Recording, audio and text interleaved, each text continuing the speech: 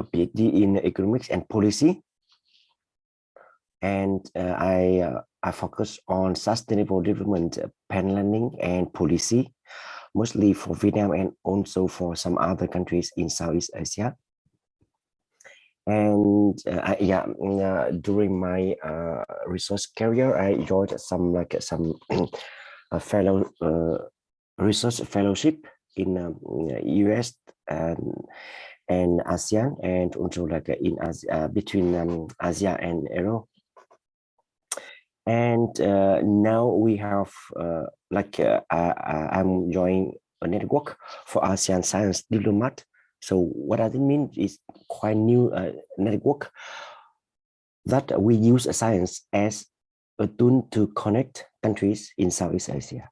So each scientist have to do research, but we have to link between research and policy to create a network to have ASEAN countries develop with more sustainable.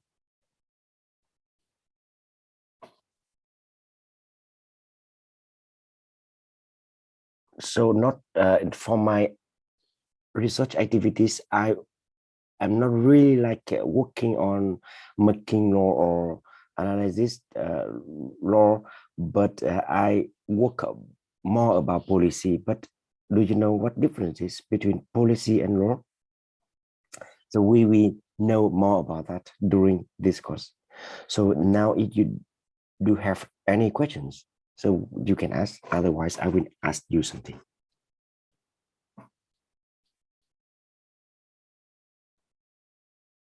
Okay, so by default, if when I asked you something and after about 10 seconds, I do not receive any feedback. So I assume that you are fine with that, or you do not have any answer. So we can move to the next part. Otherwise, we will waste more time.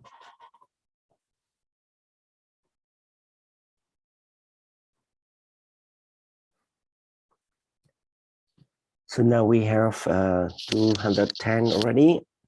And I want to ask, okay, let me pick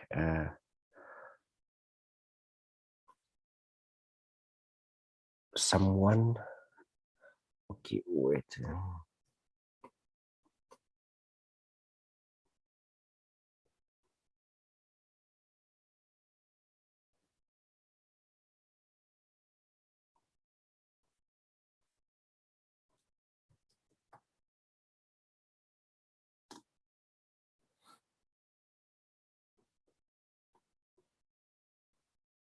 Can I ask Hoàng Đức Thành?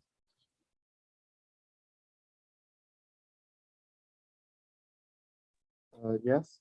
Okay, so you're here, and so can you introduce yourself, where you are from, which class, and also your expectation or your knowledge on this course?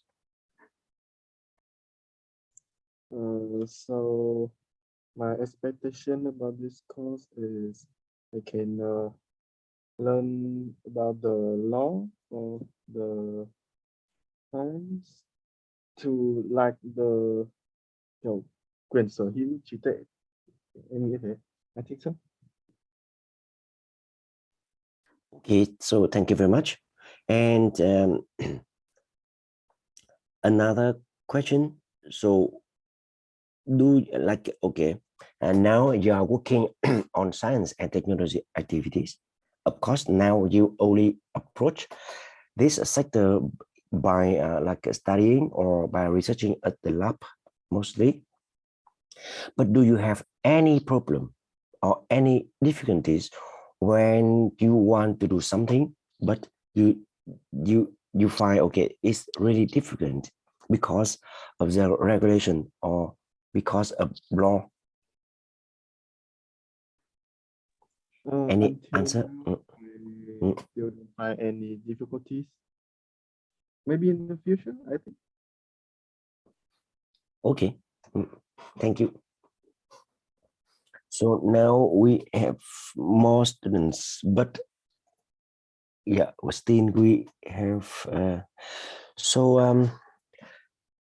I will. Okay. Actually, as asked by the Department of General Education, I have to capture screen like a student check. So could you now can open your webcam and I will do it. Okay.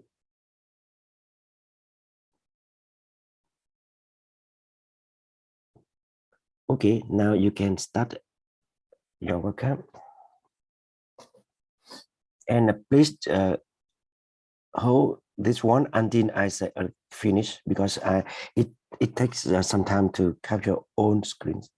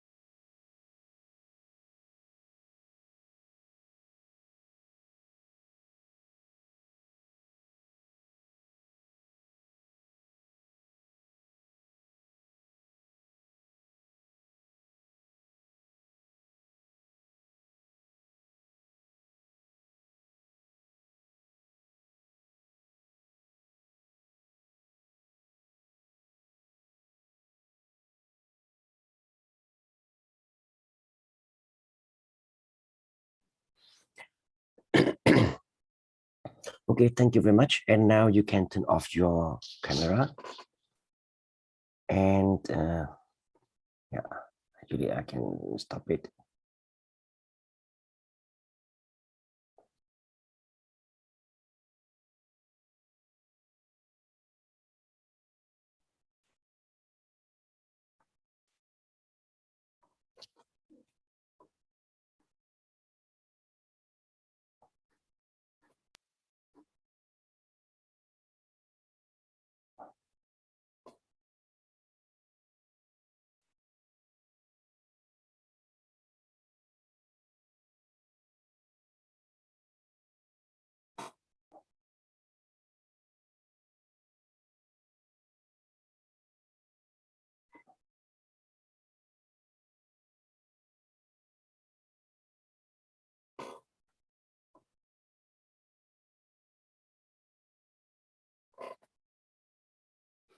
In this course, we will talk about the science and technology law. But first of all, I want to introduce you some key concepts and some basic knowledge on law in general. So before that, yeah. So in next few lectures, we will know more about like science and technology activities and law and regulations, not only in Vietnam but also in some other countries with a relationship with science and technology activities in Vietnam. And here you can see the how we can have final exam, like how to evaluate your work during this course. So the final examinations in very large share in this course, up to 70% of the final note. So we also have mid-term exam and like 10% from class participation and attendance. And so more about, we can have more information about these activities during this course today or next week, for example. But you are like very welcome to ask or to discuss us. And as you know, in this course, there are two lecturers, I myself, and also like Dr. Hong Nam from the Department of General Education.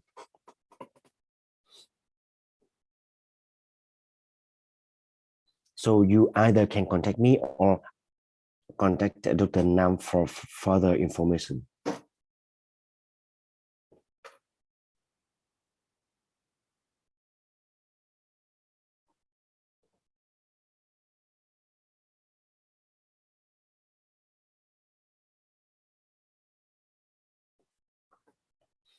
Okay, so I received some messages from some students that they do not have a webcam. So in that case, please give me a message like this, like a direct message, and then I can see, okay, you do not have a webcam, but still you're there to listen to the lecture.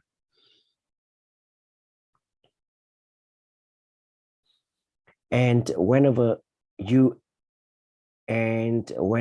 want to say something, so just raise your hand so I can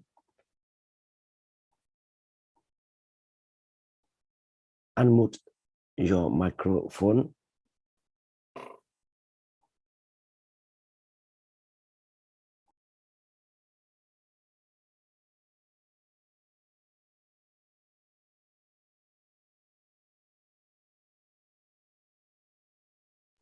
And of course, for this course, I don't want to make it very seriously.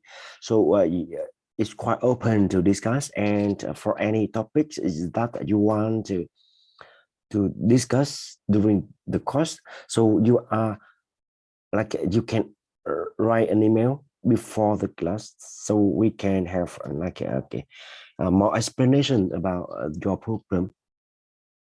Or even like suddenly in the class you want to ask something or you want to discuss your own problem now with science and technology and regulations and policies, so you're very welcome to do so.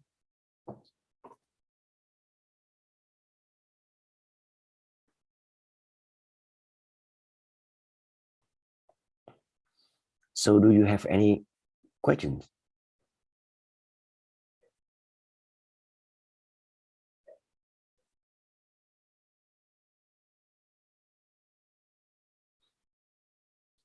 Okay, so I expect that is clear, and we can move to the next slide. So for readings, of course, when we talk about law, even sorry,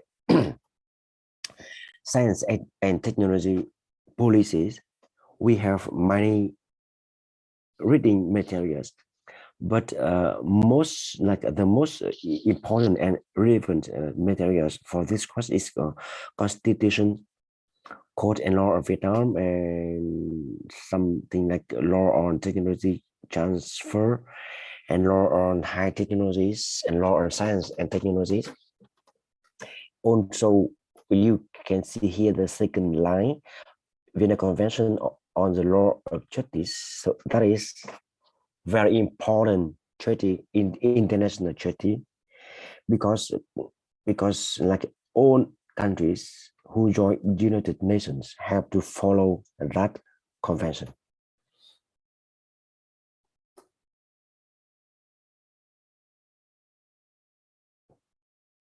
And here you can see the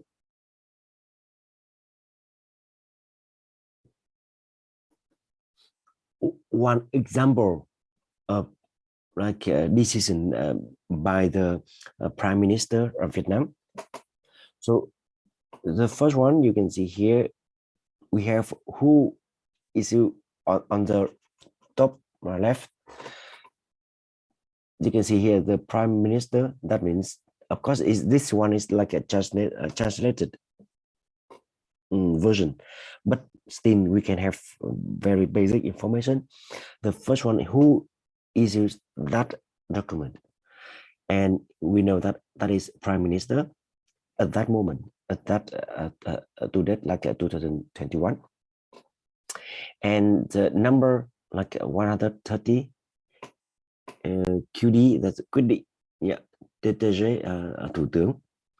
So you, by seeing the this information, we will know, okay, this document like is 130 in that year, and that is the type of document is like a decision, and who issues like the Prime Minister, and the name of document is decision, and the purpose of the content of the decision, we can see here like it related to the high technology development program. And very important, you can see here, to issue whatever like a document, decision, or some policies, or some regulations documents. So we have to follow law like a previous and ongoing law. For example, here, this decision have to be based to the law on organizations of the government, and law amending and supplementing a number of articles of law on organization of the government, and also the law on organizations of local administration, and also the law on high technology. So you see here, whenever the government want to issue like one policy or one regulation, they have to follow guidance and contents of like the current law. So that's why whenever we want to do something, so we have to verify, okay, our activity are allowed to do, or they are banned by a law or not. So whenever we want to do something, so we have to review laws. But of course, it's not really easy for like scientists or or technology actors. So often they have to, or we have to consult some lawyers or some people or some department who know law very well to help us to do something in our sectors. Because of course, for the normal people, for scientists or lecturers, they cannot like know all thing about laws, but still they have to have very basic knowledge. And whenever they have some problems, they know where to find the information or with whom they should work with.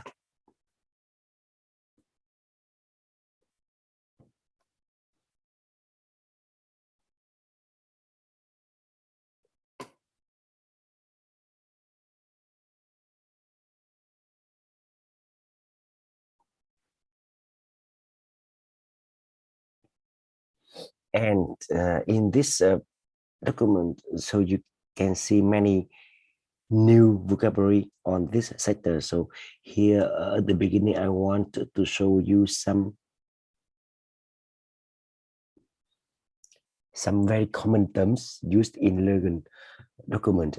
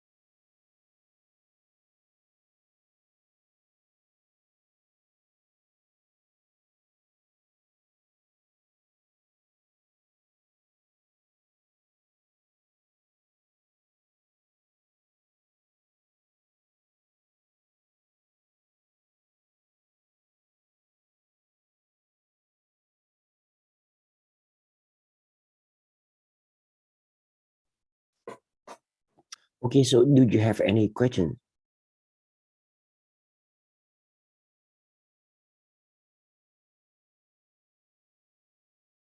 If not, I want to ask you, okay, do you like can you distinguish between decision, decree, and resolution.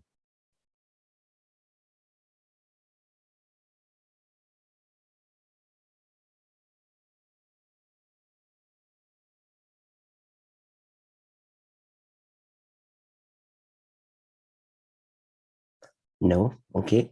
So yes, maybe some of you may confuse between like a decision, decree, and resolution, because yeah, in Vietnamese it's like they are quite close to each other. So the first one, decision, quyết. As we can see from the previous slide, we have like a decision. That means that is the government or the president of one country decide to do something, or want to direct one organization or the whole country in one action. And decree, nghị định, that is some, of course, law should be the highest powerful legal document. Every actions, every documents have to follow have the law, but sometimes we have some new activities that are not well defined in the law previously. So in that case, the government or the president have to give an like an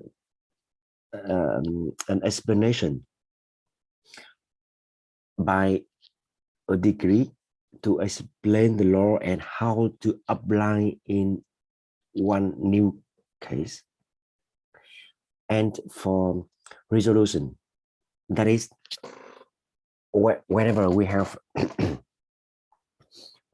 we have a high level meeting from the government or from the party of or from the National Assembly.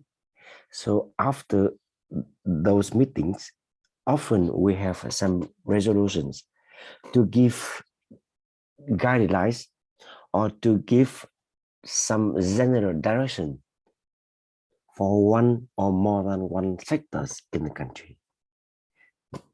And of course, between like a decision, decree, and resolution. So decision have like the most particular actions, because by the decision, so relevant stakeholders can apply, can do something very directly. But for decree and for resolutions, is like a quite high level of the direction, and we need more like documents or guidelines to do the conclusions in decree and in resolution.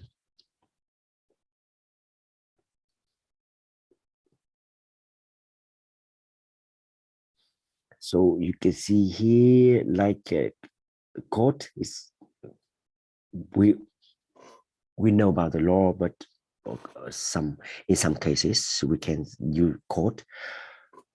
And protocol often we use to develop some joint activities between countries.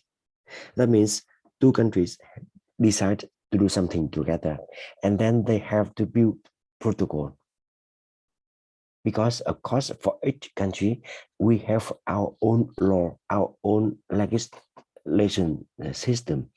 So not always we like this law systems between two countries are matching.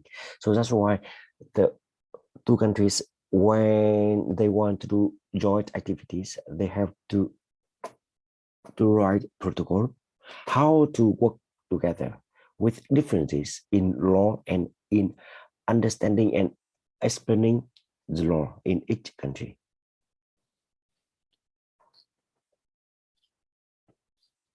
And here you can see like a constitution.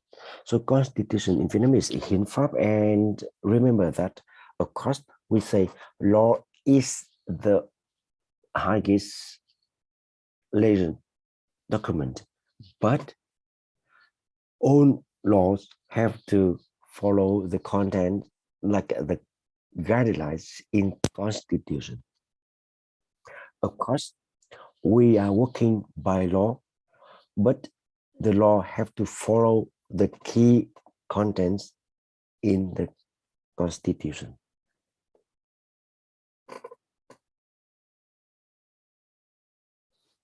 And we also like know about bylaw documents. So bylaw documents means all other documents under the law.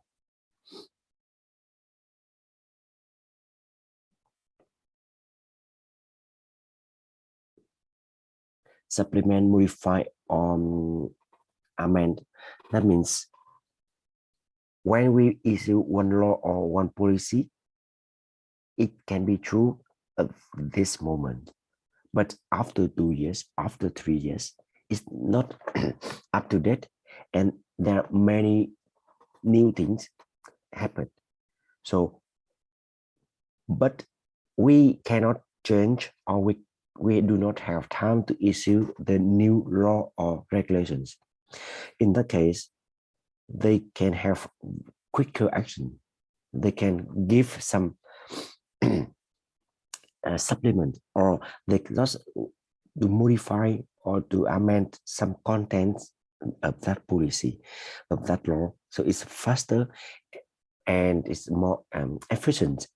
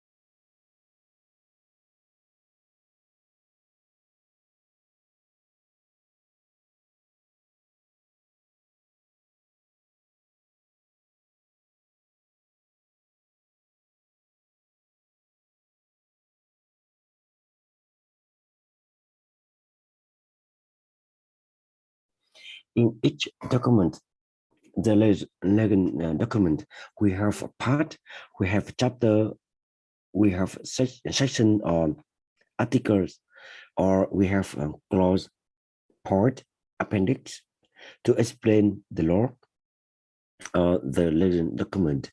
And also we have like that in that document will come to effect. And also very important, we have a subject of application, because for each law, each document, we they are not applied for all sectors, for all stakeholders, but in some very specific stakeholders.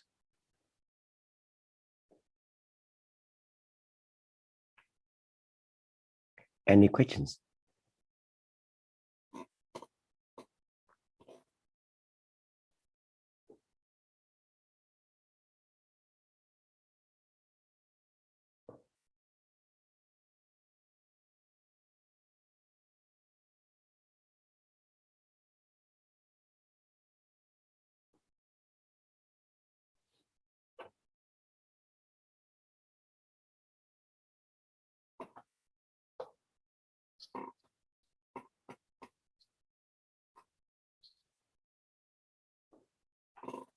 Okay, so we can move to the next slide as separation and or concentration of power. We often talk about like a separation of powers, and in that case, we have two big areas to follow. The first one is the legislative power. That means like the organization have power to make law. The next one is executive power. So that is like the organization have power to administer the law. And the last one is the judicial power, like a power to interpret the law. So of course, in each country, we have different organizations or like arrangement to do this separation of powers. And just make an example from USA.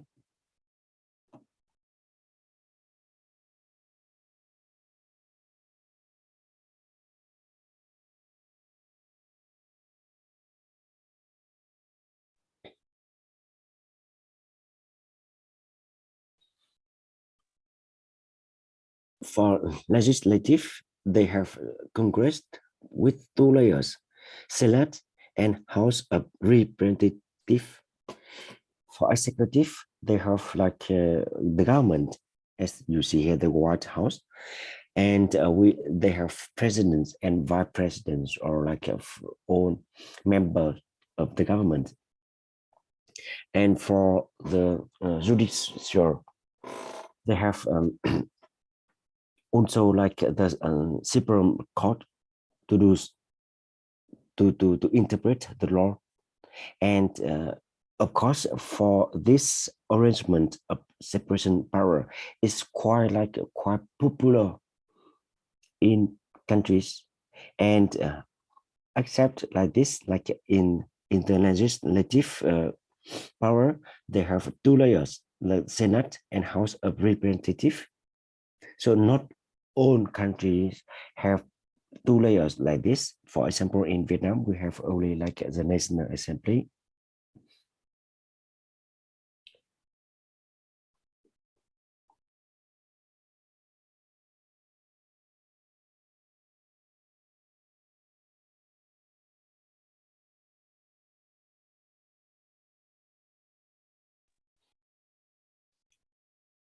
So in Vietnamese language, so can you translate this separation power? Who knows how we can call the separation powers? That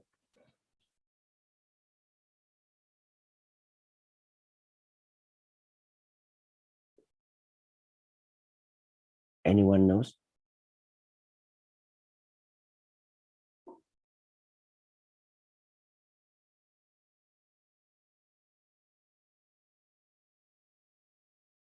So we say like tam quyền phân lập, and legislative power, we say what? Who knows? Lập pháp, executive power, hành pháp, judicial power, tư pháp.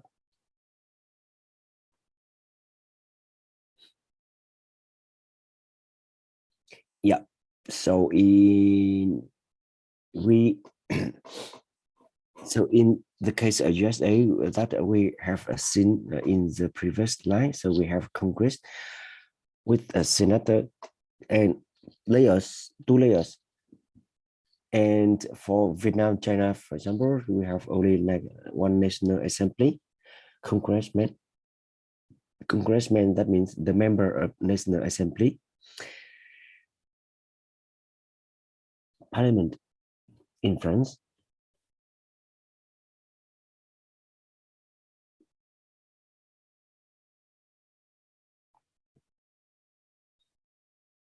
So we move to the next part, introduction to the major issues of laws.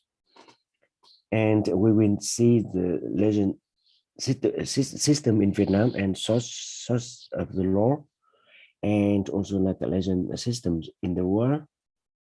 So law, what does it mean? So law means a system of rules and regulations issued by the state or by the government, by National Assembly. So we see the legislative power. So with different names in each country, but we have that organizations to issue law for the whole country.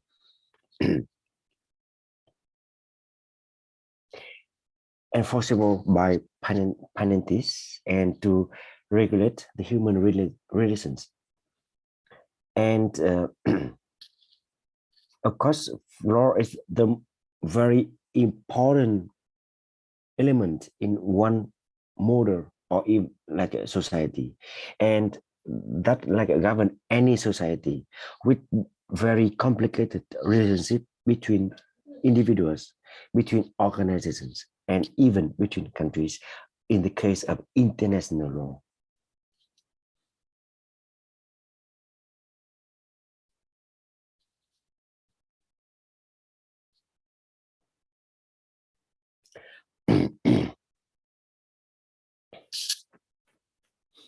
Of course, there are many like ways to classify law in categories, and here we just have some like some basic and common, very popular the classification. For example, the first one is substantive and procedural law. So we have that like to distinguish between like relationships between the people and organizations and individuals, and how to like to apply the to the law. And the next one is like a public and private law. So that means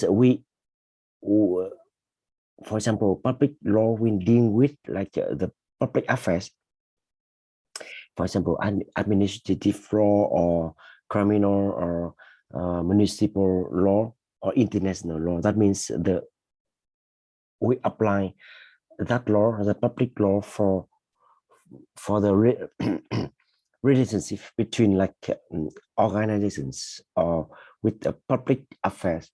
And private law, on the other hand, is like dealing with the problems between individuals or small group of people.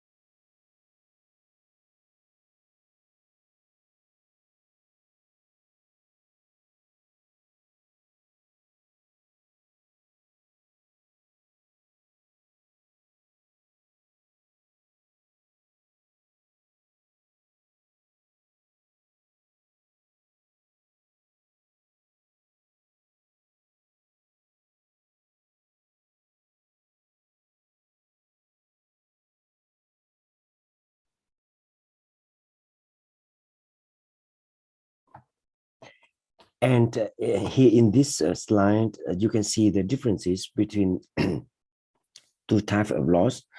And for the first one, we can see that those laws will create, define, and regulate the right or like obligations between stakeholders. For example, in the market, we have buyer and seller, and of course, for defining by the law, we have like right or obligations of buyer and seller in the market. And of course, as you see recently in the stock market, there are some like sellers, some companies, they do something like they break the law. So of course, after some time, they will get penalties, and that means we have law applied to each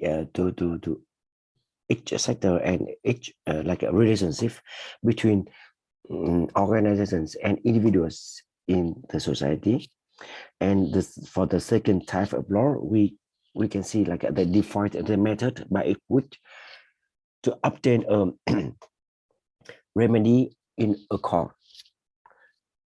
And so we see the first law will apply to guide individuals or organizations do right things. They can have right or they can have obligation to follow. And the second one will have them to deal with what something like happened already, and they have to go to the court.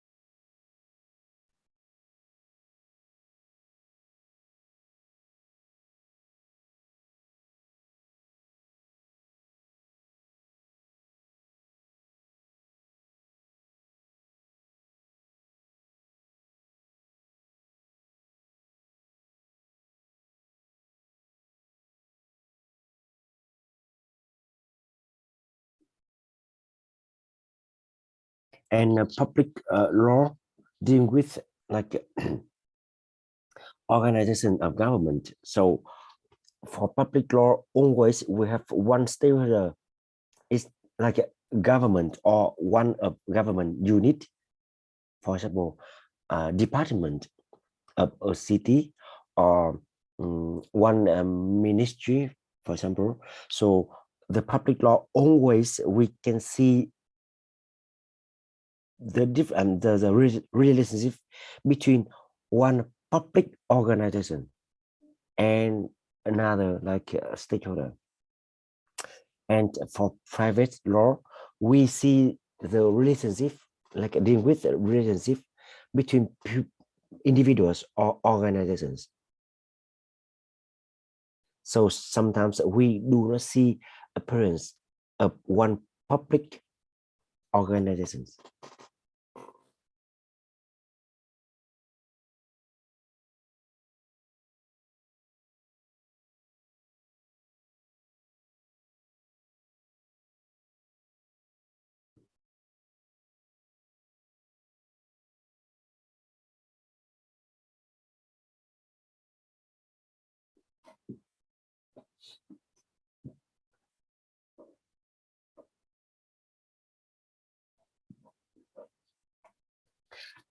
Of course, when we have like a different method to classify the law, but not always they are independent.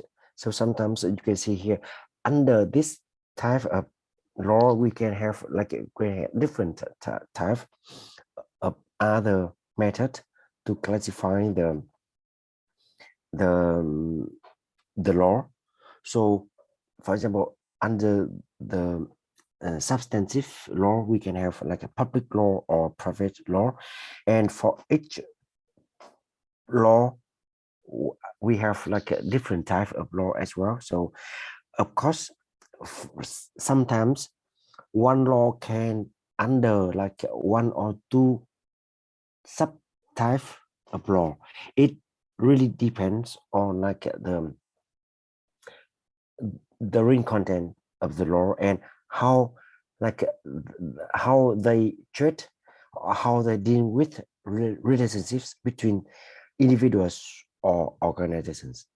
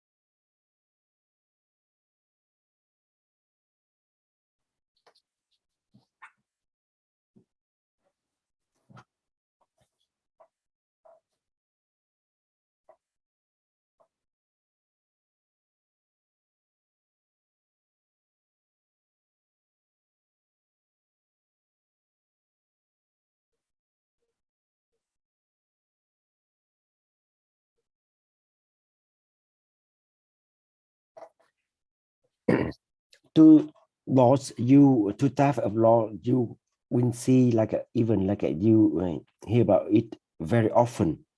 So we say like a civil law or criminal law in Vietnamese language is like luật dân sự and luật hình sự. So what does it mean like a civil law? That is the law of private right and duties. And give some general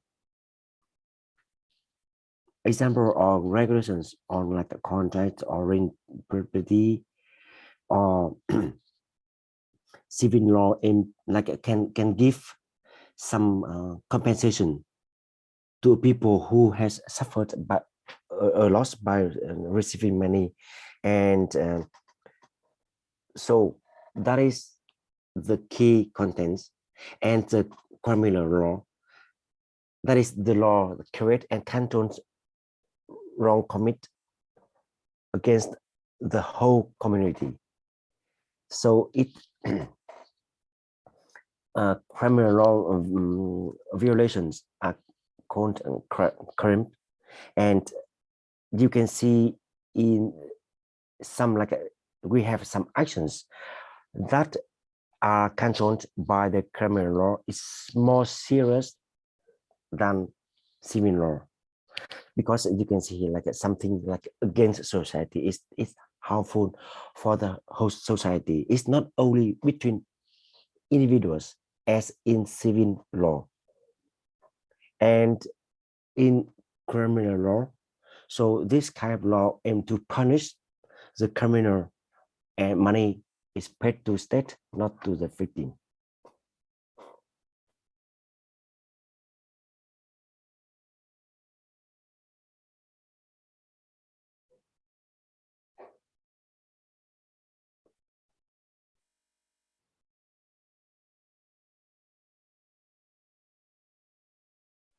And of course, remember that whenever we talk about law, even like a civil law or criminal law, but in different countries, with in different period of time, so they are very different.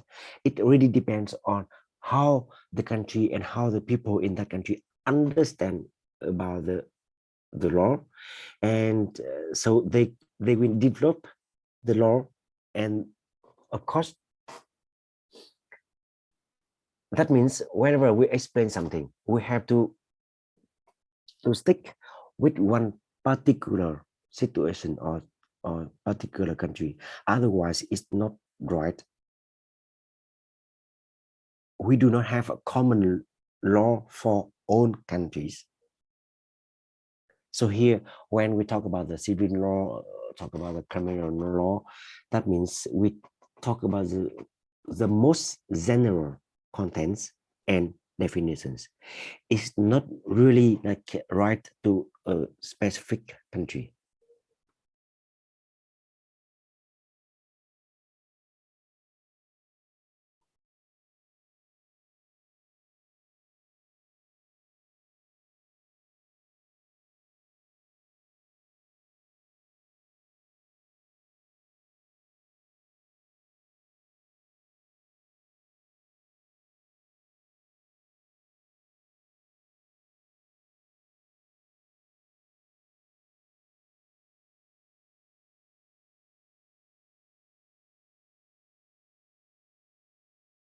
And because the civil law and criminal law deal with different stakeholders, so in case we have disputing parties, and we have to present a case in the court.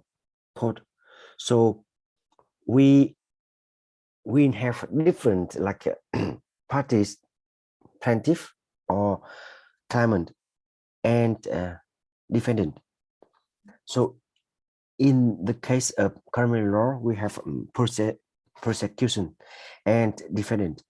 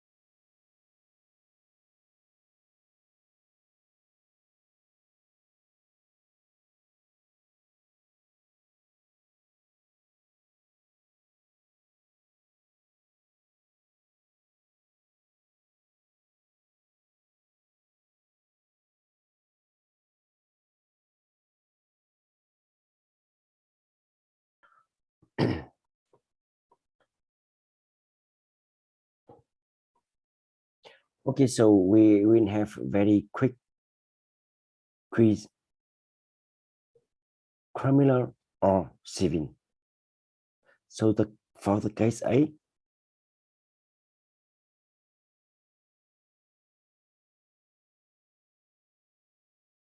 what do you think is a criminal or civil case?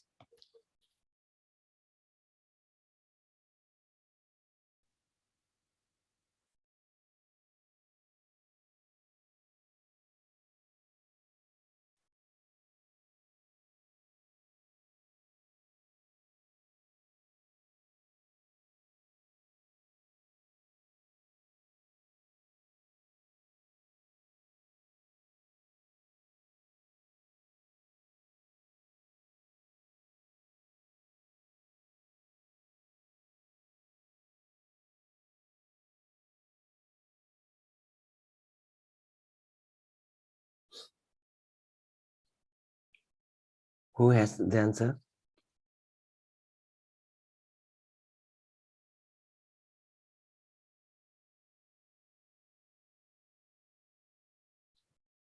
Yes, please. With me, Hoàng.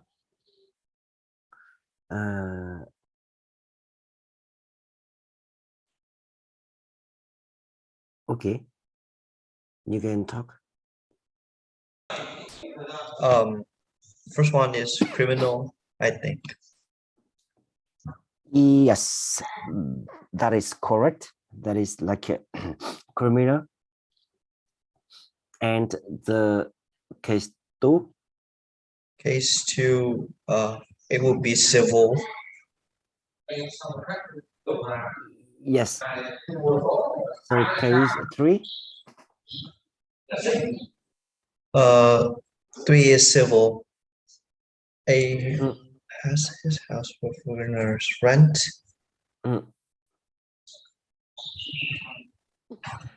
Case 4. 4 is criminal because killing is illegal. And K5. Case 5, I think, is a criminal. Yes, in there are two there are two cases in this one. The first one is like his car beyond speed limit, so that is one case, and the second one is crash into B and made him injured. So that is like it's not about only about the civil law anymore. So it's criminal law. We follow this case. And case 6. 6 will be civil, just civil. Yeah. And the last one. Last one is also civil.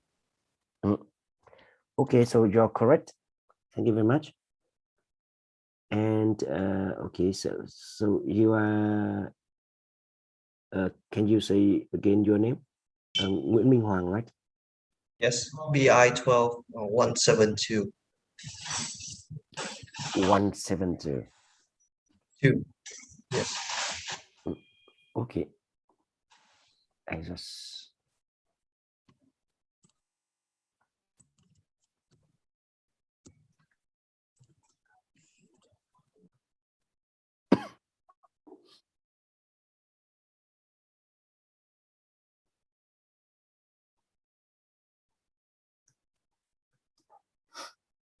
Okay, thank you very much. And who else wants to answer?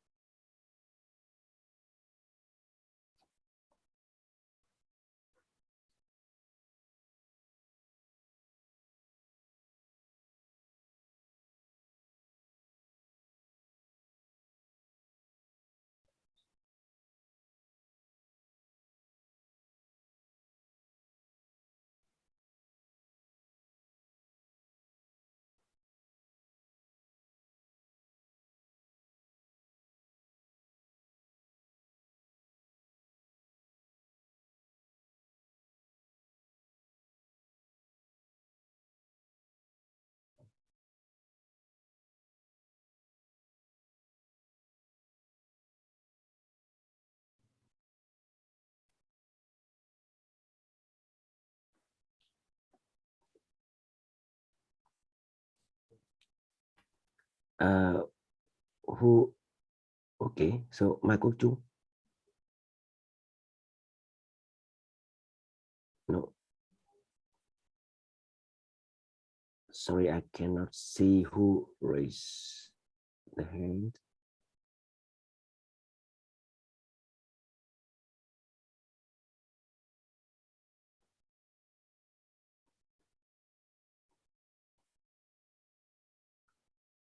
Actually, you can unmute yourself because I opened that option. So just raise your hand and unmute yourself. Yeah. So I think it is criminal. 9 is sorry. So think about it. Yeah, is criminal. 9 8. 8 is criminal. No. 9 is criminal. 10 is criminal, I think. 11 is, I think, is criminal, I think, and 12 is civil.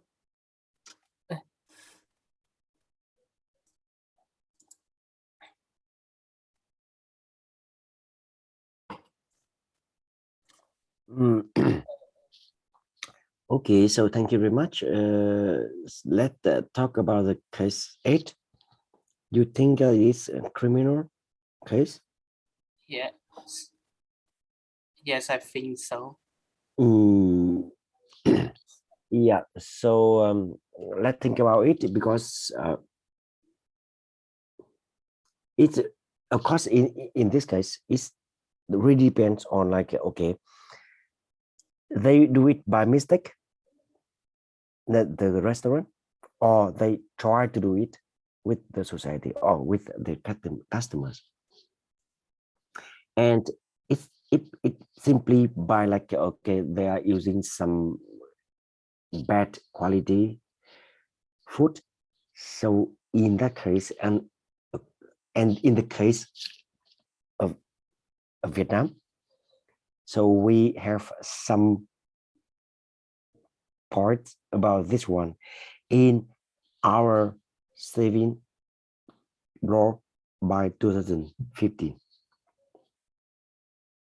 so at least in the case in this for this case in Vietnam we consider is a severe case and of course for the case 9 is criminal and 10 as well and 11 is silver and 12 yeah is silver so do you all agree?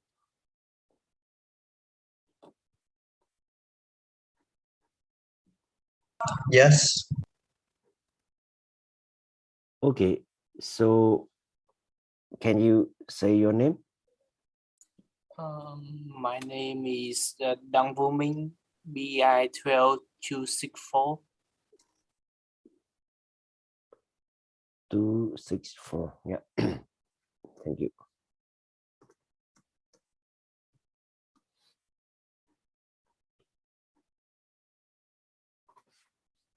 Okay, so before coming to the source of the law, we have some minutes for a break. So I will come back in 10 minutes.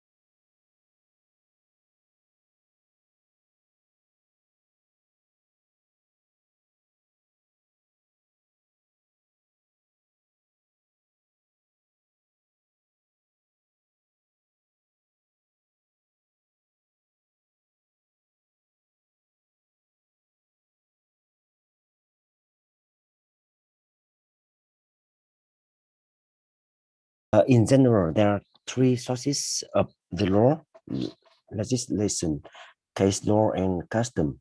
So in some, even in some countries, the third one, custom, is really important to define the law and also like to implement the law.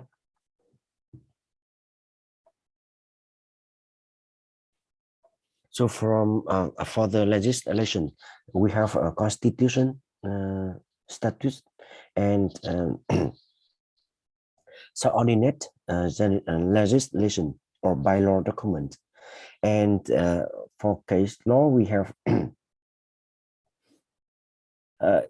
it really depends because of course for any like legislation documents, they cannot define own cases in a society, because cases in a society is very complicated, complex, and it's always like there are some new cases.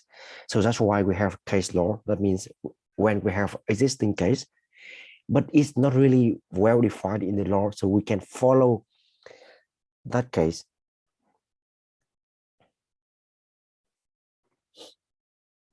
And constitution is the most fundamental law of a state or of a country, and it defines the political, economic, and cultural mechanism in the society.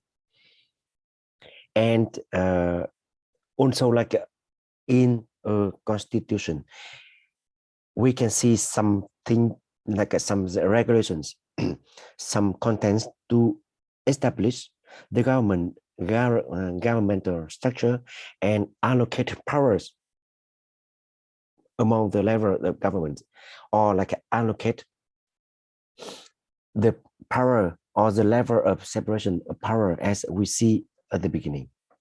And also like a constitution will specify the rights and liberties of the people in the country. And the current constitution of Vietnam is the Constitution 2013. So that means all law have to follow this constitution, the newest version. So because you may know about like the constitution of Vietnam, 1992 is really famous one as well, but in 2013, so Vietnam just updated its constitution.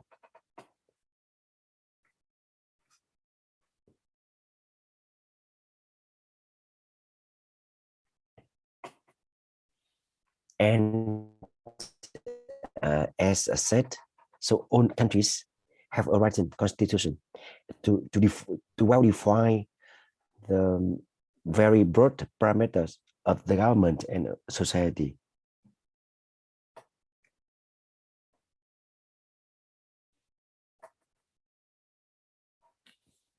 And Constitution 2013 is the current constitution in Vietnam, and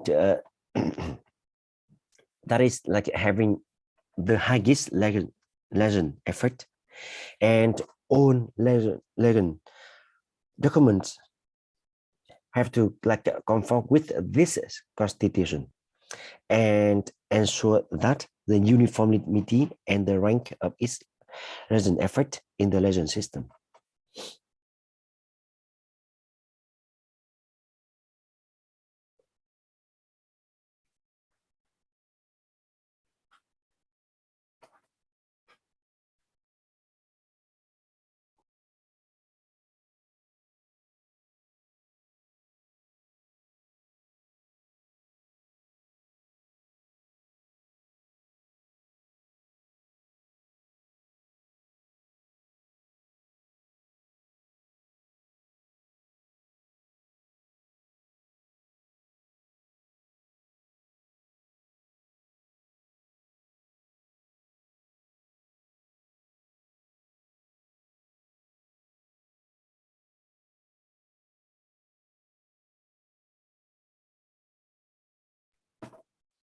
So whenever I show one slide and says nothing, that means you have to read slide. And if you have any questions, so you can ask, or we can have more discussion around. So here you can see like a statute here, that means like the law or regulations and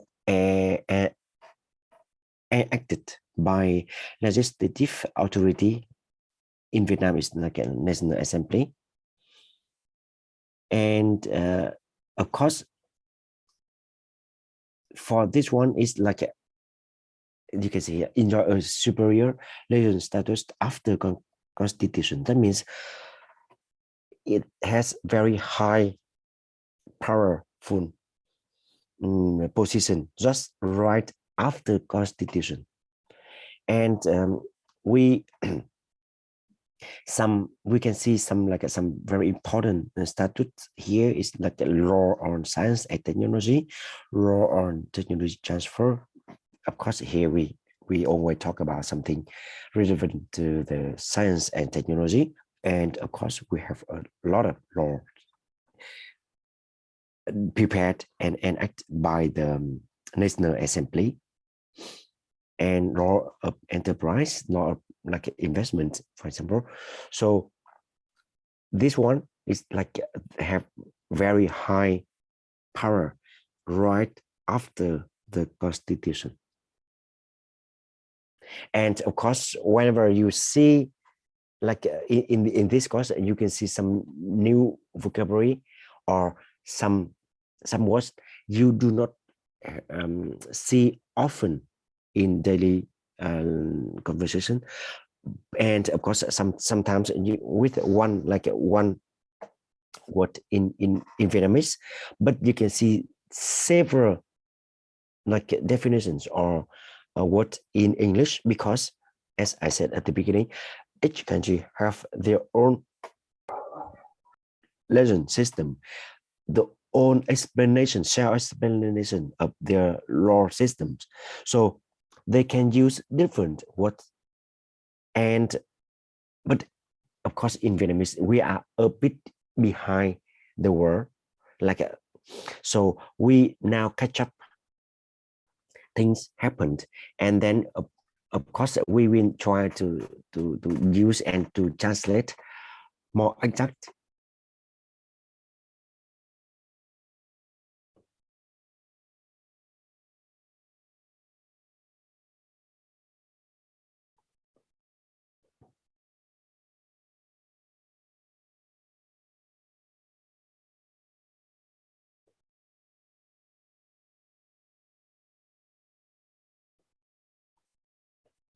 And of course for statutes or for a law, they cannot cover all possible outcomes or events or cases.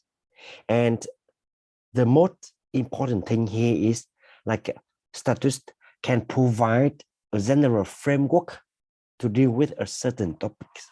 It's not like they can deal with own topics, own cases, but they can give a general framework to deal with it. And stakeholders know how to move on with this general framework.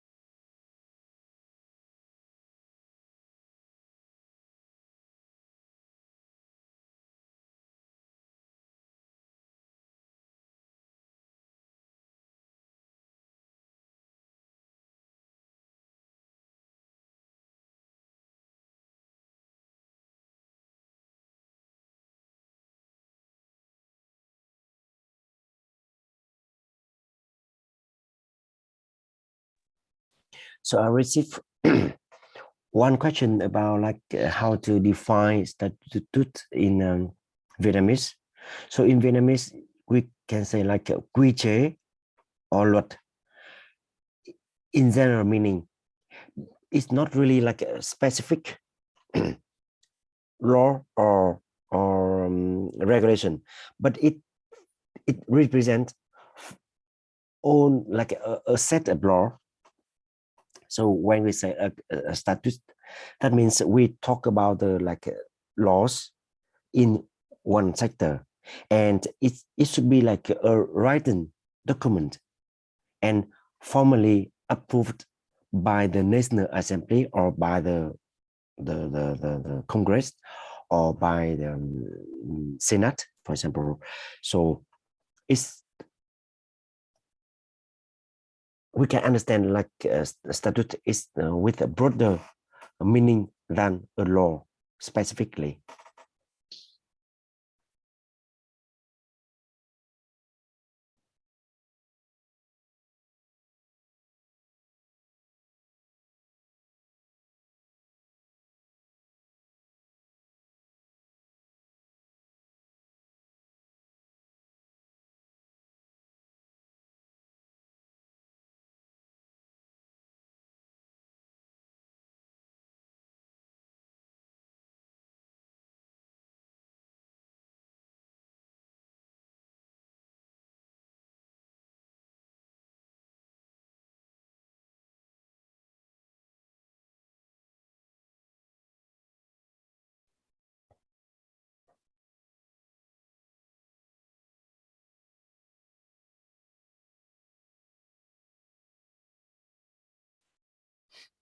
And well, we talk about the legislative power of the National Assembly in the case of Vietnam, and of course that is quite powerful organization, but as we agree earlier, no one can break the constitution of the country.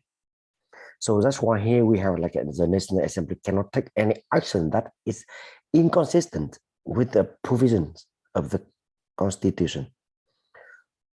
So the Constitution is the fundamental law of the country. And of course, the Constitution can be changed. And how we can change? Because it's the fundamental law of a country. So we cannot change easily as we change a law. So we need more complex procedure to change, and we have to even like to have opinion or and contribution from the society when we want to change some like some part in constitution.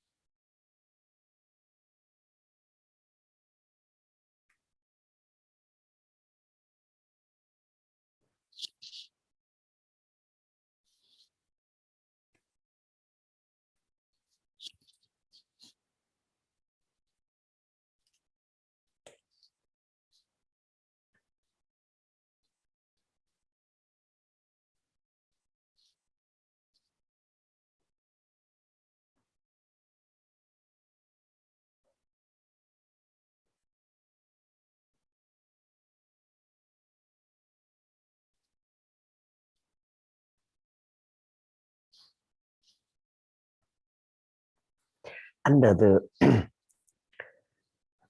status, we have subordinate legislation or delegate legislation. So often this type of document is issued by an administrative authority, and often it's like it is promulgated by the implementation of statutes. So we can see as a decree by the government or a circular minister, and for circular of a minister. So we can see, we can say in Vietnamese thông tư, circular of one ministry from one ministry.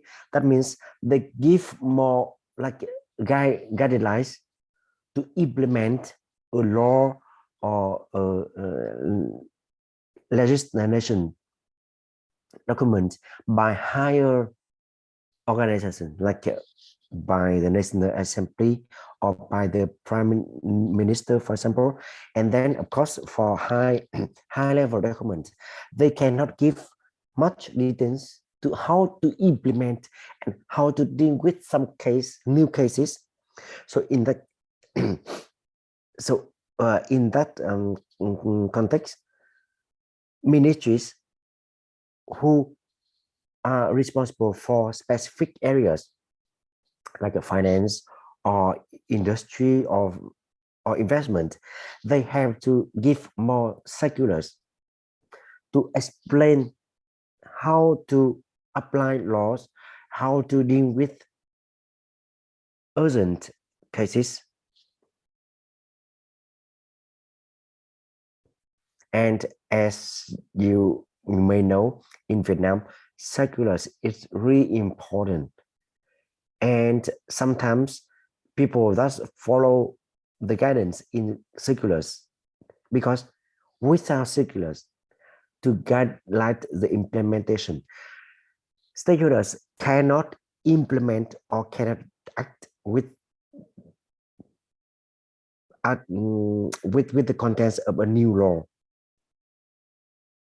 And it happens quite often in Vietnam whenever we have a new policy, new law, but without circulars.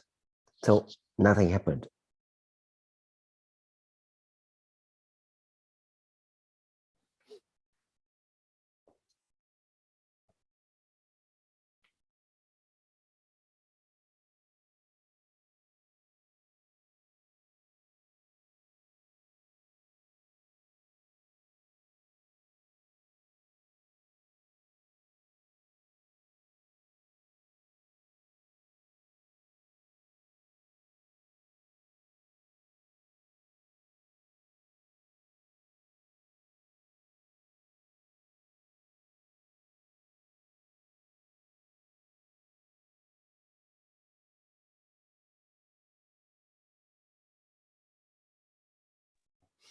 We have here case law.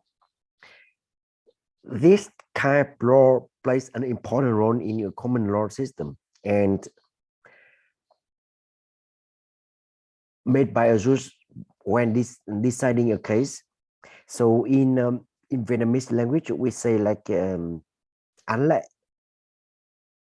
and we can see this case when we watch Hong Kong or UK movies or series, because often they always like refer to previous case to deal with the current one if they are relevant. For example, the conclusion of a case in the past will be like we can consider as a law or an official guidance for new case in the future. And in Vietnam, it's not recognized before 2015, as you see here. When after that, we have a resolution say that, okay, in some cases, if the law cannot catch up the new situation, so we can refer conclusions from previous cases in the past and then make decision for the current case.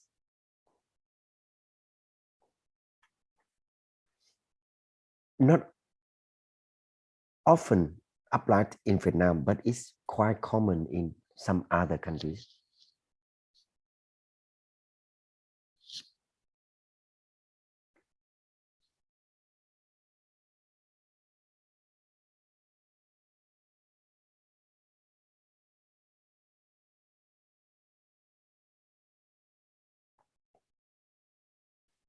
you can see here the second part. It is expected that Vietnamese election system will be more consistent and more predictable. Why? More consistent. That means if we do not refer to the previous case, maybe we have a different conclusion with the same case in the past and in the time being. That means for one case, one similar case, we will have different conclusion. So it's not consistent and more predictable. Why?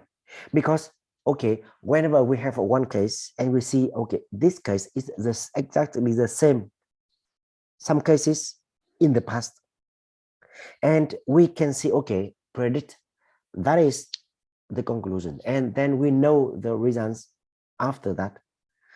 But if we do not refer to the case in the past, that means we don't know like which decision we will have for this case. That means it's unpredictable. So now with this resolution, we expect the Vietnamese election system will be more consistent and more predictable.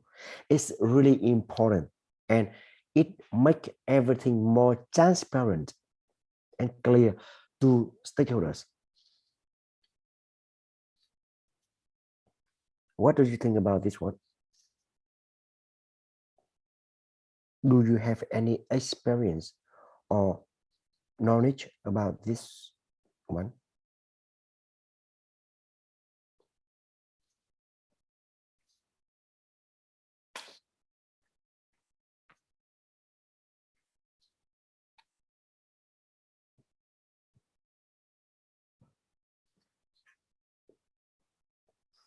If no answer, we will move to the next one.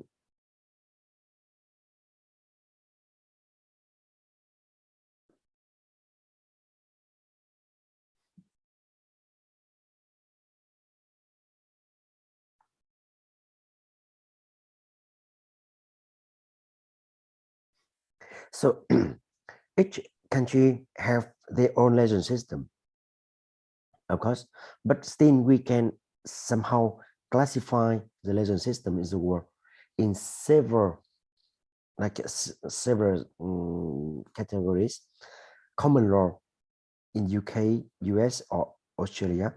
So you can see the similarities between countries. Common law applied in English-speaking countries, and civil law in some other countries, and Muslim law, so in Muslim countries.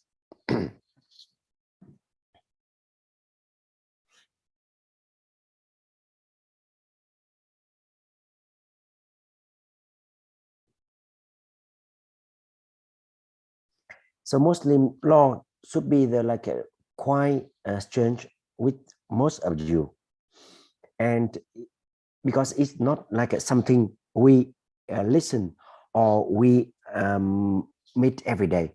So because of course Vietnam is not a Muslim country, so we do not have much touch with Muslim culture or law or information. So for your information, so Muslim law system is derived from the Quran, and it's used in some Middle Eastern nations. Of course, they are Muslim countries.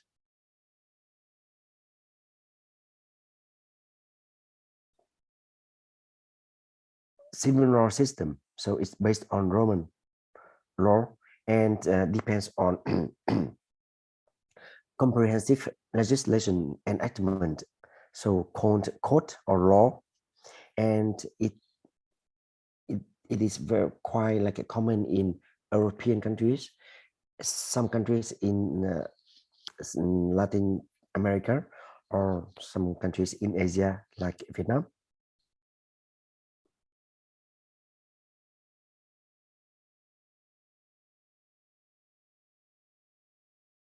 And often they do not recognize common law or case law as a source of law. And of course, we will say like not recognized, that means in general speaking. So they are not like depending only on case law. So often they will develop a law system that cover as many as possible cases. But in some countries like in Vietnam recently, we also like accept case law, but not in all situations, because you know that even we have this more or less the same cases now as compared to some cases in the past. But of course, not always we have exactly the same. There's always a new element in one case. So that's why it really depends on the point of view at that moment. So if they consider exact the same case, okay, we can follow. But they say, okay, because of some new elements, some new changes, so we can apply the decision from some cases in the past. So they are allowed to do so. So that's why, in general speaking, a civil law system does not regulate common law or case law as a source of law.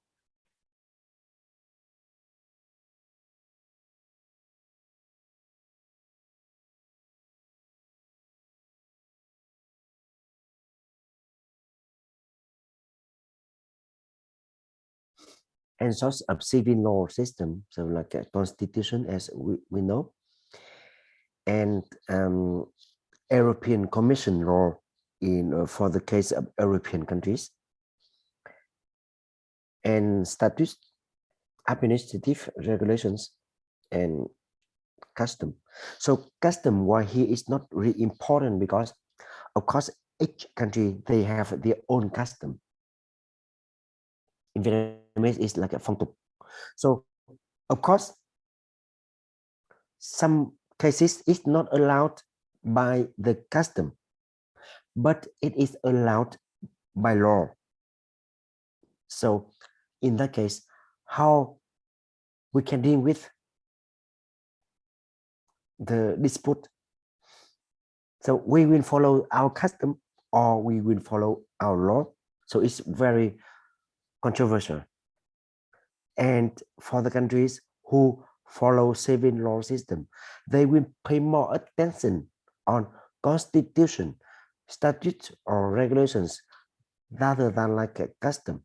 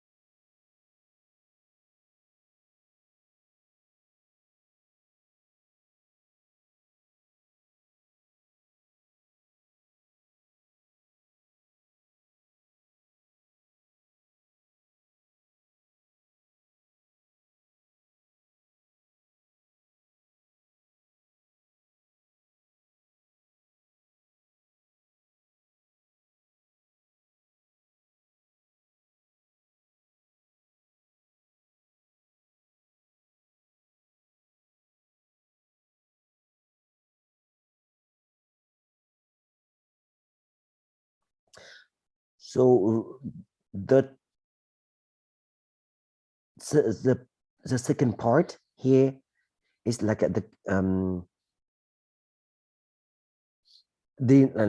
when they want to deal with cases, they always consider the similar cases in the past. That is the most important part for the common law system. And for the the third part here, the two basic sources of law, like the statute law and the common law itself. That means not only they consider the similar case or case law, but also like they pay attention at statute law. As that means they also like have constitution, they have law, they have statute, regulation, circular, for example. But if there are some similar cases in the past, they will give high attention, and the decision of the similar case in the past will play an important role for the common law system.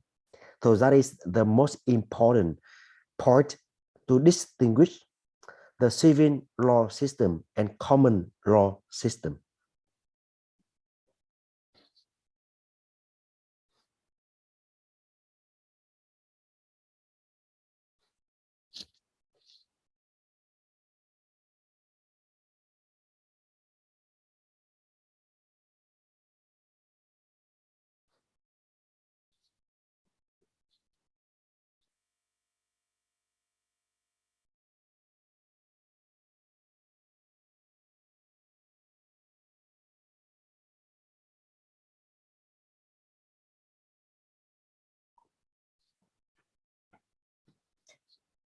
Such a law in common law countries.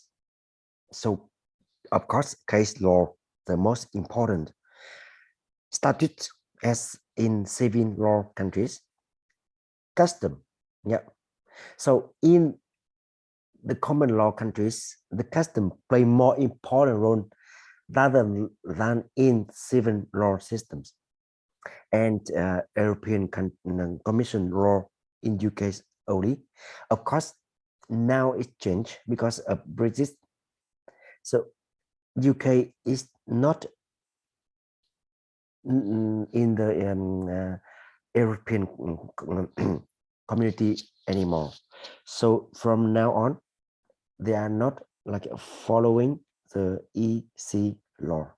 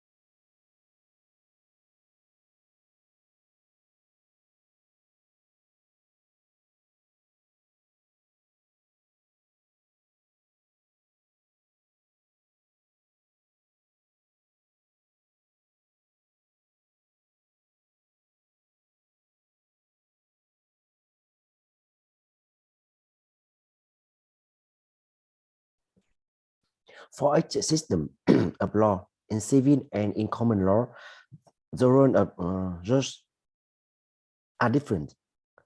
So in the case of civil law, so just simply apply the law. So they are not like making law, or they don't care about like what happened in the past. They just apply contents in laws, current laws, and to make a decision.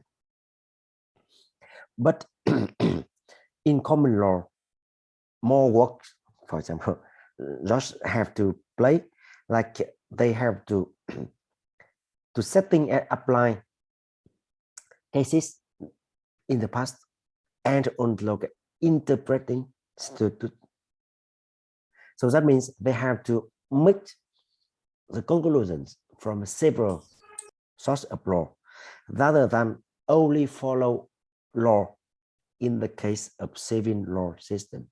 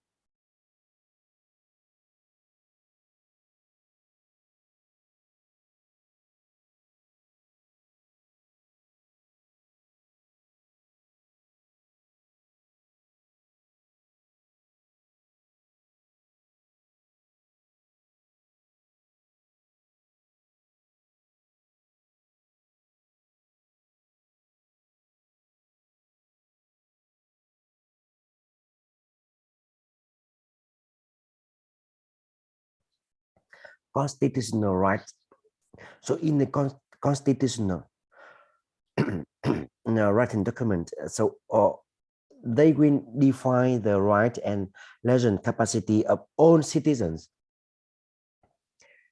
and legal entities in the society, and in that case, so all civil legal capacity of an individual is equal to everybody, and everyone have the same civil legal capacity, and the same for organizations. So if they are like legally established in a society, so they have the same legal capacity, and all other individuals and organizations have to respect the civil legal capacity of an individual and of an organization.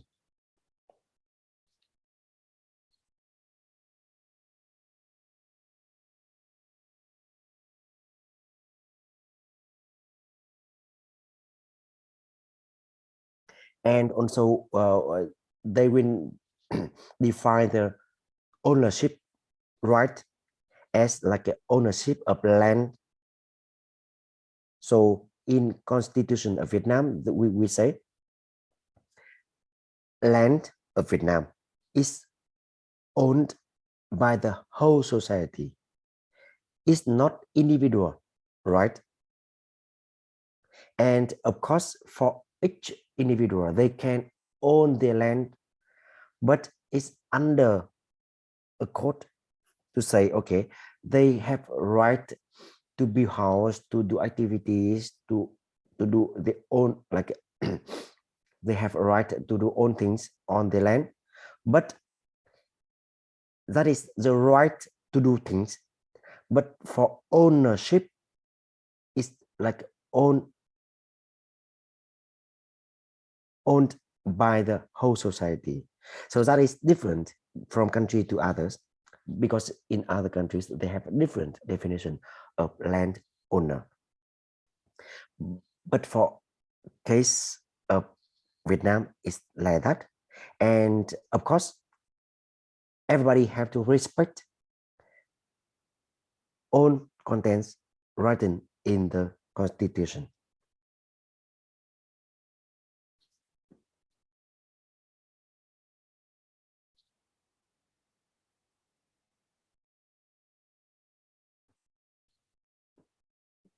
So to, and also like they will define adult and minor, because for minor they do not have full capacity, and in that case they need people who protect them and to represent them in some cases to protect their benefit and capacity. So in some countries it's 18, in some countries it's 16. So as agreed. Each country have their own definition of legal system.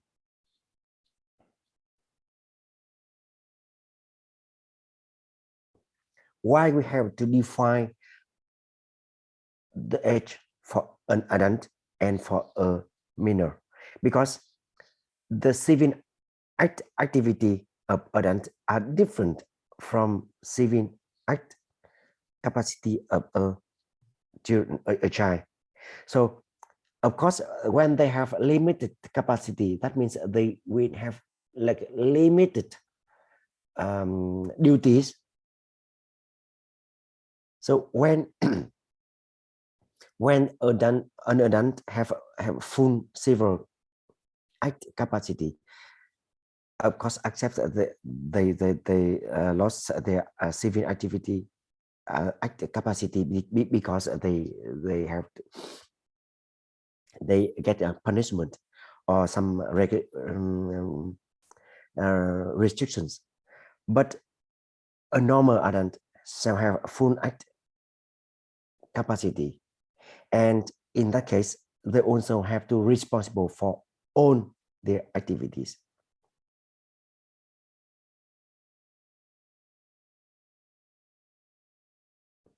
And for minors who between 6 and under 18, so they do not have a full act capacity, and in that case they have to have consent of the representative at law when doing some like some when they want to perform some civil transactions.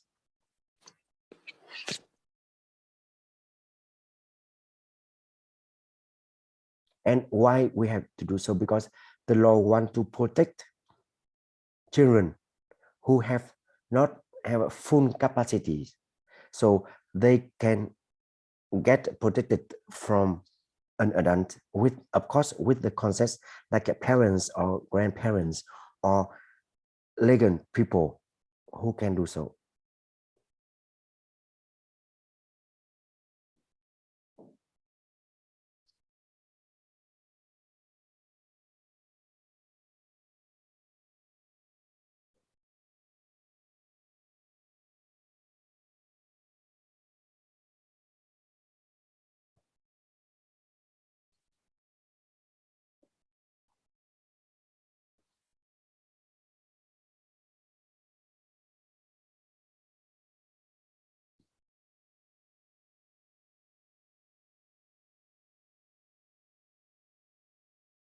If you have any questions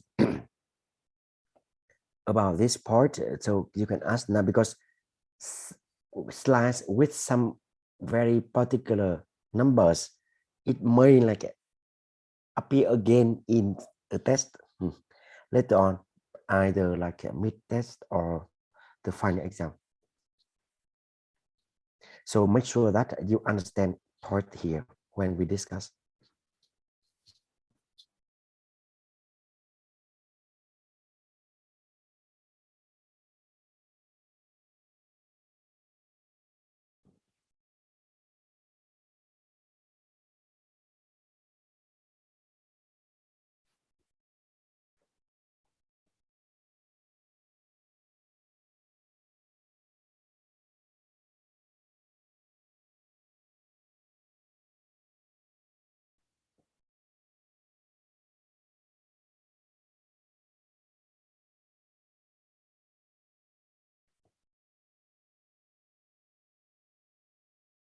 So even with a child, we will break like or classify into 3 groups under 6, from 6 to 15, and from 15 to 18. So each group have different level of severe act capacity. For example, in this group under 6, they do not have severe act capacity, so they have to get protected from their representative at law. That means it's legal representative.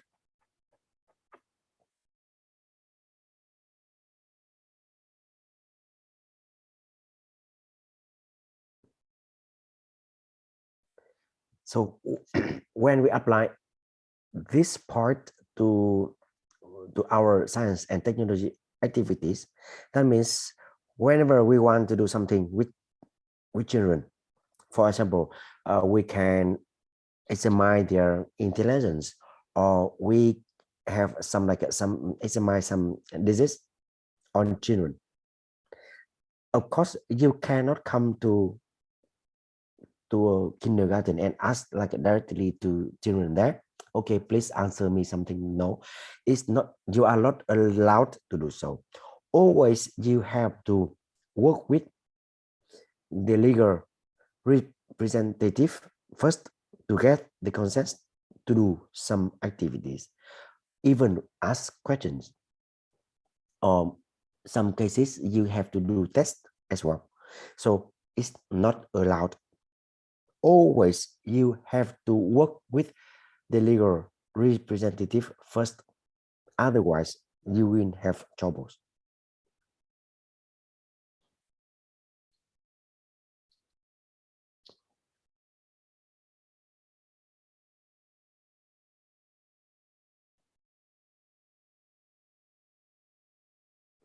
And when we talk about, you know, representative person or representation, we often think about, okay, parents, grandparents, or or people in the family. But in some cases, a child has no family, so that means they have to follow a procedure to get a legal representative for their civil act capacity. And first, if we have to work with children like that, it's really important to identify or to find out who is their legal representative.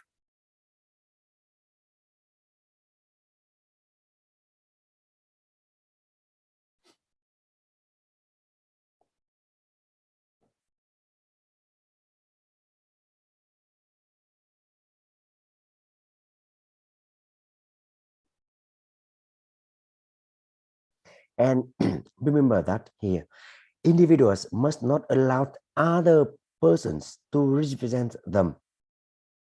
If the law provides that they must establish and perform the transaction themselves, of course, you can ask somebody to represent you to do something, even to vote.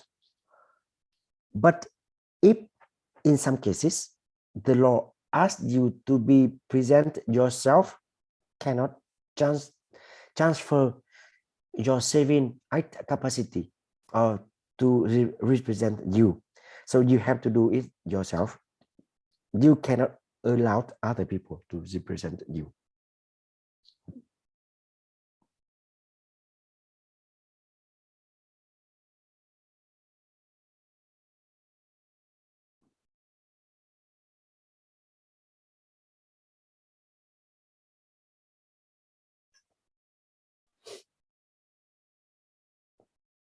We can have an example for this part. Sometimes in the future, maybe you have to do interview, or you have to do survey online, and always before asking them something, you have to ask them, okay, by answering this questionnaire, you agree to transfer your idea or to use your idea, your opinion for other purpose. That means you are asking them to give you their representation, like, okay, to speak on behalf of them. That means you are allowed to use the answer for your purpose. Otherwise, if you do not ask question like that and they do not agree, That means you cannot use the answers for your research because you are not allowed to do so. Even you ask them, they answer you, but you cannot use the answers for other purpose.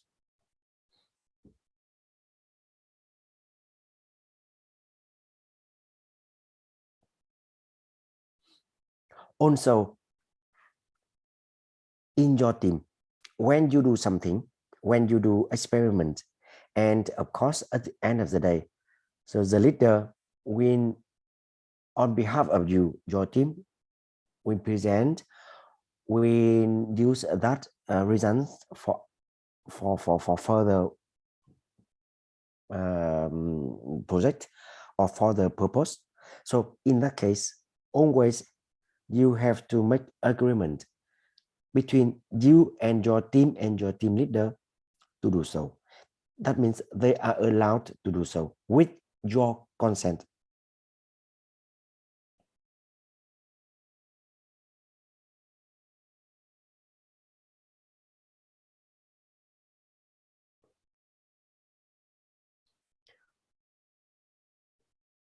Before coming to source of law in Vietnam, so we have 10 minutes for a break. Thank you.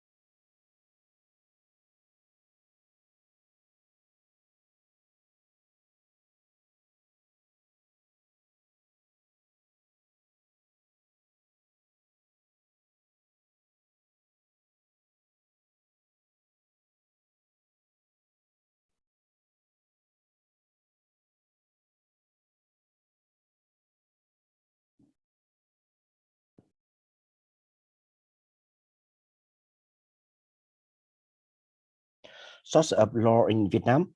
So we know that we are like a civil law system country, and so that's why legislation is really important, like the most important source of law in Vietnam. So for legislation, we have a constitution, code, and laws.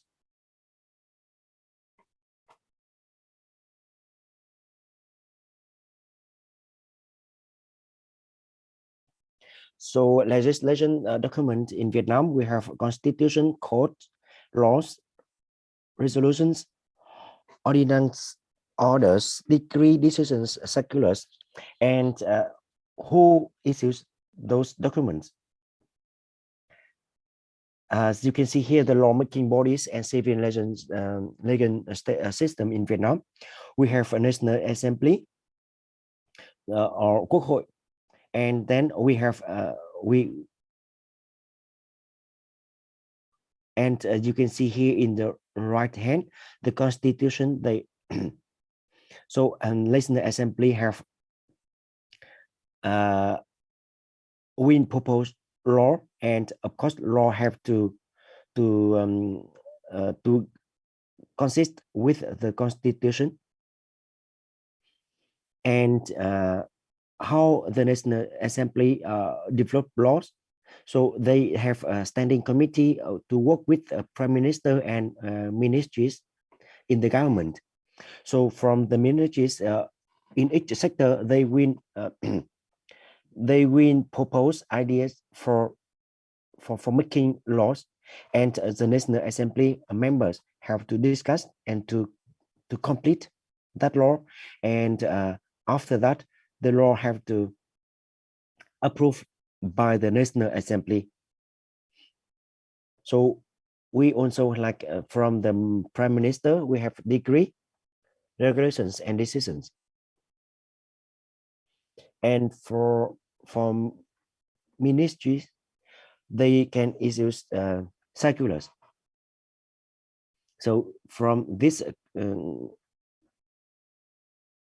diagram, you can see that like the decision cannot be issued by ministers. It must issued by the Prime Minister. So ministries, they only can issue circulars to explain law, decision, or decree by the government. And after that, ministries will follow the implementation process after that.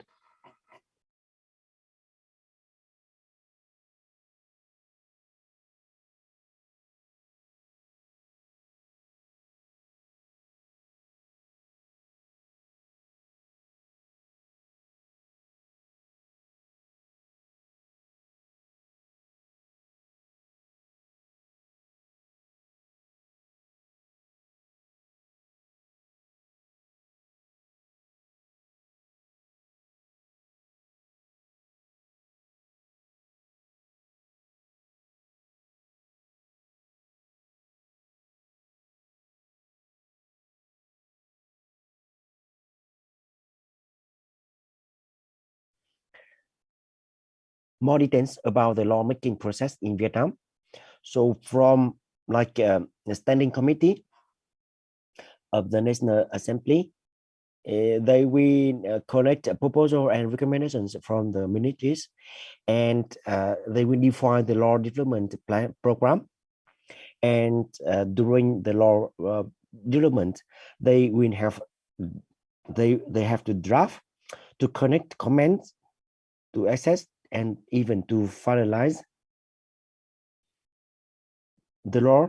And after that is like a verification process, and review and comments again, and then we and then maybe like there are some modification or and approve. So when a law is approved, that means the president of the National Assembly we obviously like sign and issue that law.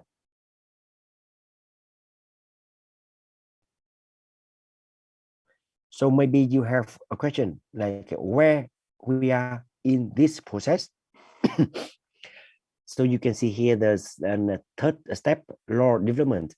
So they collect comments. That means we can have comments on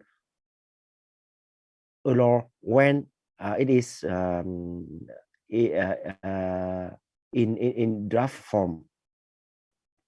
So sometimes maybe you will see like, okay, all citizens are invited to give comments on this law, that law during this period, and we will can give comments by send letters or by like email or even like one online platform to give directly your comment about one law. Of course, we can only give comments on law what relevant to your activities or relevant to your knowledge.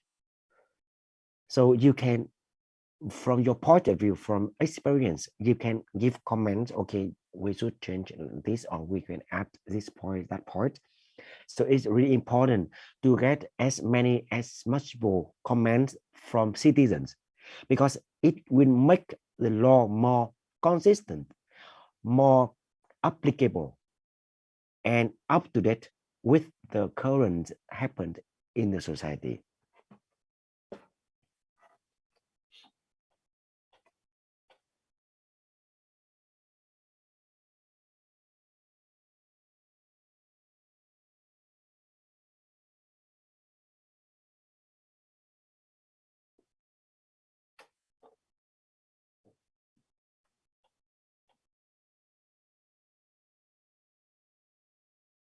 A law is developed and approved and issued because it wants to deal with relationship in the society. And of course, here we talk about the legal relations.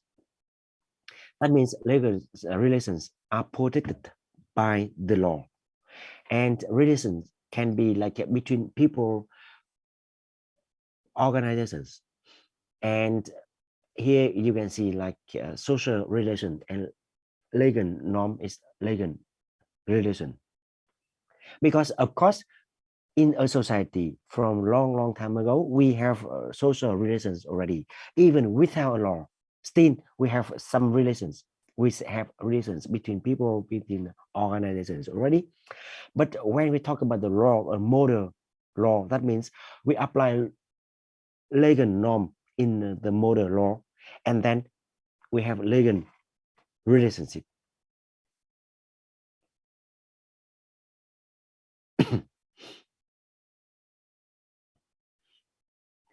So for example, we can see recently when we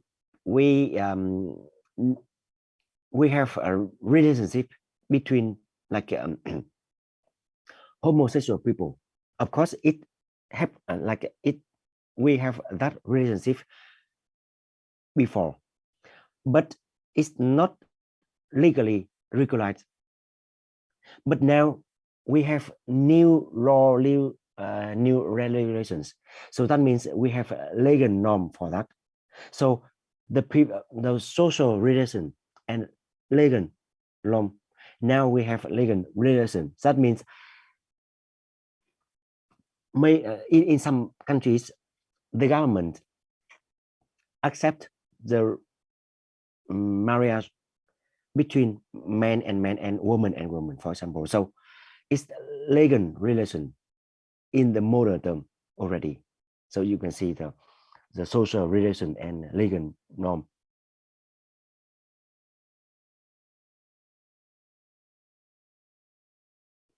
And why we have to establish legal relations? Because without legal relations, people in that relation are not protected by the law.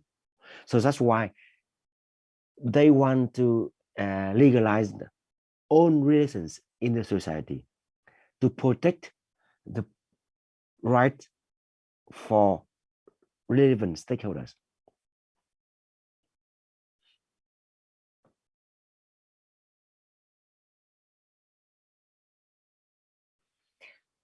When we talk about relation, that means we talk about the, like how to establish that relations, change relations, and and relations. So in that case, the law have to provide conditions to do such kind of things. How to how to make it happen, how to change it, and how to end that relation.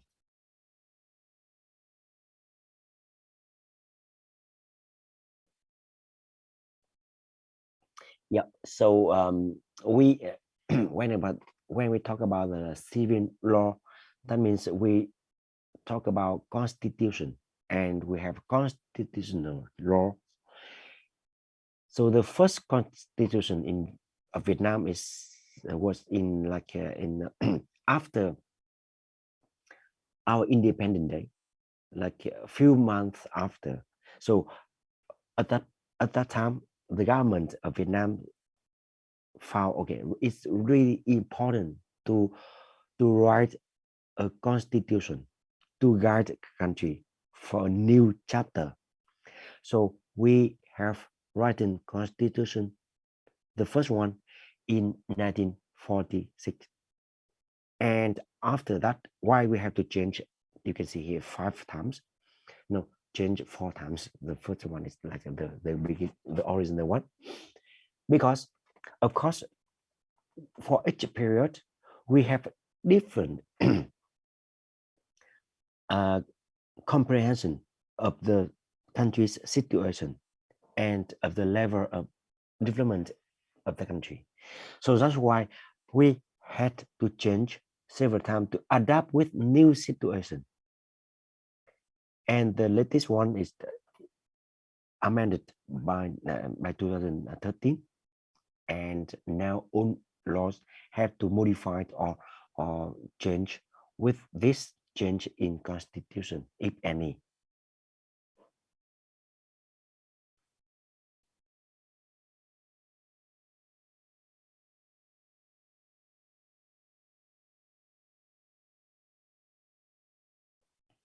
State, so we say like the government, the constitution talk about the role of the state, the people, the fundamental rights and obligations, and also like fundamentals on economy, society affair, or culture, education, science, technology, environment, and defense.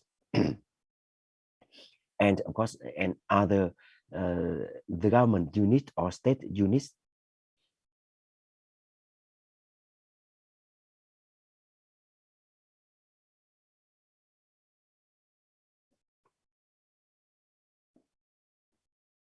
Any of you have read the Constitution of Vietnam?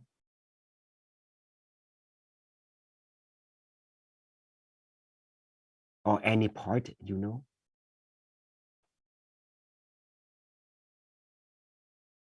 Some famous parts, you know?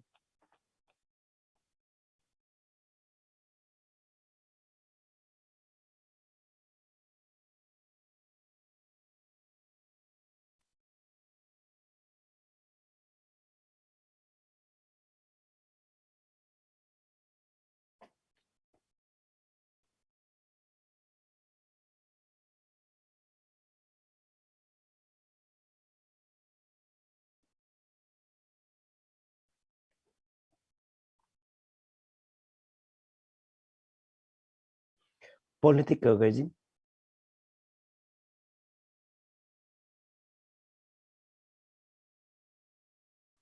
Very famous one, like a state of the socialist.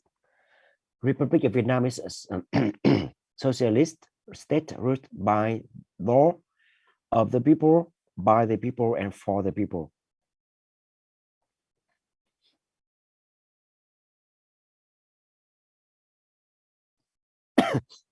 And as you can see here, the most important and the first thing we have to confirm is Vietnam is operated by law, and no one can beyond the law.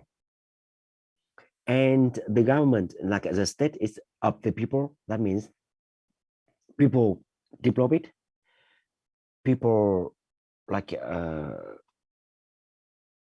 own it by the people. That means people have to contribute to for the development and for the people, and all activities is for the citizens of Vietnam. And the people, all citizens of Vietnam shall exercise the state power in the form of direct democracy and of representative democracy through the National Assembly, People's Council, and other state agencies. That means National Assembly members are voted by citizens, and the National Assembly just on behalf of the citizens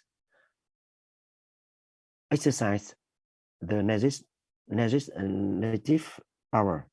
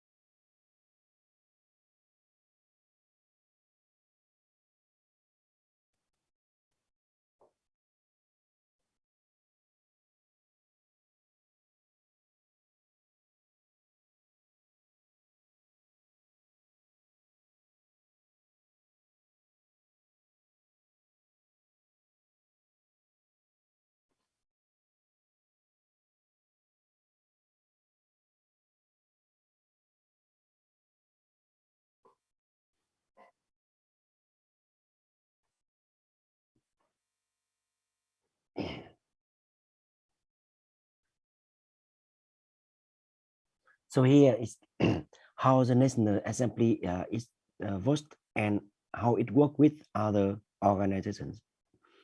So people, like all citizens, will vote members of the National Assembly. Have you voted once already?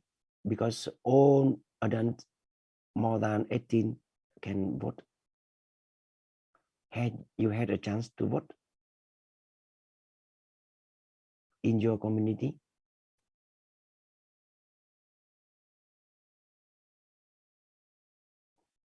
No. Okay, and then when we have all members of National Assembly voted by people, so they will vote the president of National Assembly, and and after that, National Assembly will will vote for the government, the prime minister, and also like ministers, and also like people committees in each province.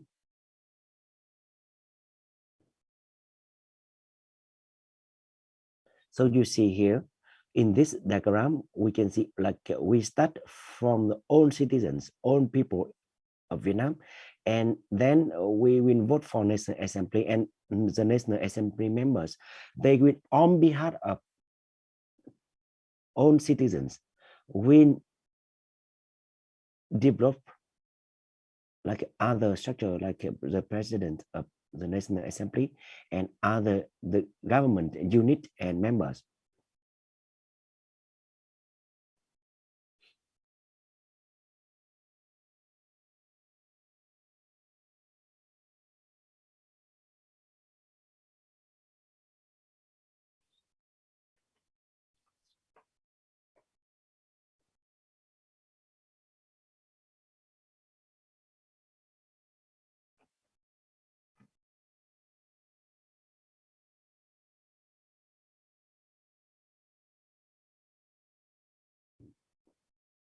So again, I recommend you to read Constitution. You try to take a look at some key part, and then you you can have like more knowledge about like the basic, the principle and the fundamental of all laws in Vietnam. And further reading should be like a civil law. That means you is more related to your like your activities.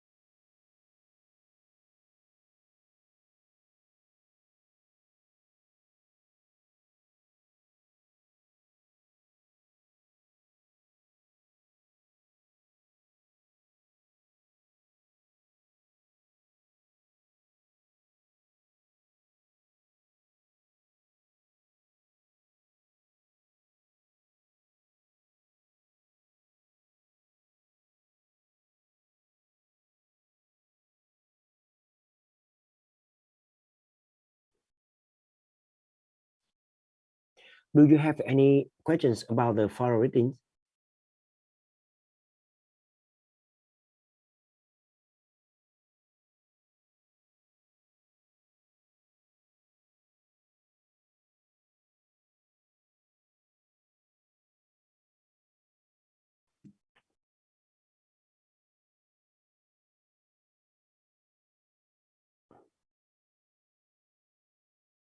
So the homework for you, you will have to work in group. Sorry. So we have like for the further readings. So you will have to find out the key contents of Constitution, and there are 3 topics: Constitution, civil law, and also like the criminal law. And you can select one of this document, reading document, and maybe like next week or during the week, I will send you some more point to find like to present in the class next week.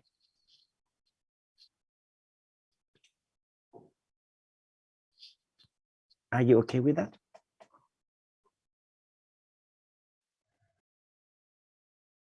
Can you say again, teacher? Okay, so there are three like compulsory reading: Constitution, civil law, and criminal law. So you can select one of those documents of Vietnam to read. And I will, after this lecture, I will give you some key point to like a key hint to read and to answer while reading. And then next week, we will have like a short discussion about those law during the lecture. Is that okay for you? Yes. And do you have any other questions? Because normally if we do this course in class, so you will have to divide in several groups and discuss some cases. It's more like because when we talk about the law, we always talk about cases and it's more interesting. But because we do online, so it's not easy to do so. So I give you like time at home to work and to do that task. Any other comments? Questions? No, sir. Okay, so I will write you after this class, like I will send you also like a slides and also like a requirement for like a group discussion, and then we will continue the work next Saturday. Is it okay? So I hope you do not have any further questions. So we can stop the lecture here and we can continue next week.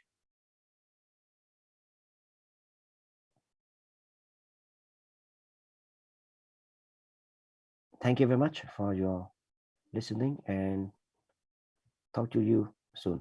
If you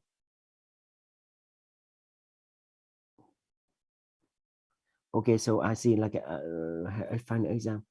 Okay, so type of exam.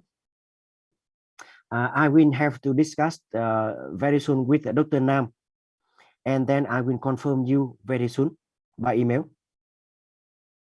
So you will like have very clear view about that. So it's good for the preparation. So thank you very much for your listening, your time, and talk to you soon. And remember that if you have any questions, have any doubt and everything, so about this course, you can write me email anytime. Okay, so thank you and bye bye. Thank you, teacher. Bye. Goodbye, teacher. Goodbye, teacher. Goodbye, teacher. Sure.